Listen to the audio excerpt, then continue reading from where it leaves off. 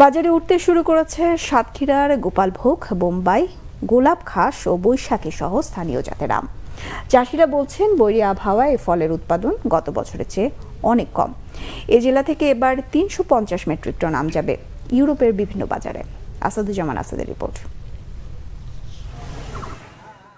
অন্যান্য জেলার তুলনায় একটু আগেই পাকে সাতক্ষীরার আম।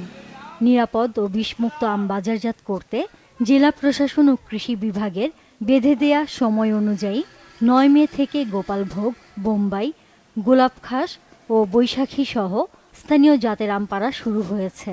সুস্বাদু হওয়ায় দেশ বিদেশে এই জেলার আমের চাহিদা বেশ। এরই মধ্যে আমে ভরে উঠেছে শহরের সুলতানপুর বড়বাজার। রাজধানী ঢাকা সহ দেশের বিভিন্ন জায়গায় আম পাঠাচ্ছেন ব্যবসায়ীরা।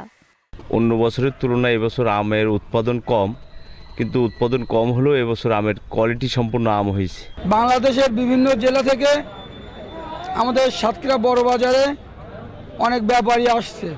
আম চাষিদের অভিযোগ, কিছু অসাধু ব্যবসায়ী অপরিপক্ক আম রাসায়নিক দিয়ে পাকিয়ে তা বাজারজাত করছে। কিছু অসাধু ব্যবসায়ী আছে আমাদের, যেমন দেবাটা, কালীগঞ্জ,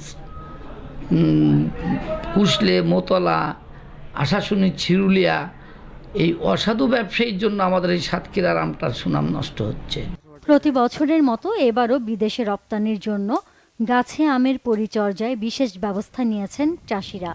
ভালো আম উৎপাদনে কৃষকদের বিভিন্ন প্রশিক্ষণ দিয়েছে কৃষি বিভাগ। সাতক্ষীরা সদরের কৃষকদেরকে বিভিন্নভাবে ভালো আম উৎপাদনের জন্য প্রশিক্ষণ প্রদান করেছি। তারা কোয়ালিটিফুল আম উৎপাদন করেছে এবং সেটা বিদেশে রপ্তানিযোগ্য আম উৎপাদন করেছে। বাগানগুলো আছে, কৃষকদের পরামর্শ দিয়ে এবং রপ্তানিযোগ্য আম উৎপাদনের জন্য আমরা কাজ করে যাচ্ছি।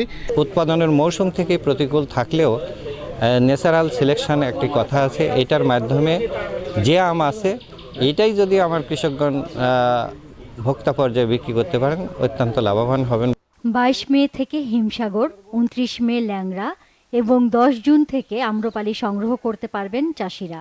আমাদের সাতক্ষীরা জেলাতে আমরা ১১ তারিখ থেকে গোবিন্দভোগ, আগামী ২২ তারিখ থেকে হিমসাগর এবং ২৯ তারিখে হলো আমাদের ল্যাংড়া এবং ১০ জুন থেকে আমরা আম্রপালি আম এখানে হারভেস্টিংয়ের আমরা ডেট নির্ধারণ করেছি। জেলায় এবার ৪,১১৮ হেক্টর জমিতে আমের আবাদ হয়েছে। উৎপাদন লক্ষ্যমাত্রা ৫০,০০০ metric ton. Bangla vision news desk.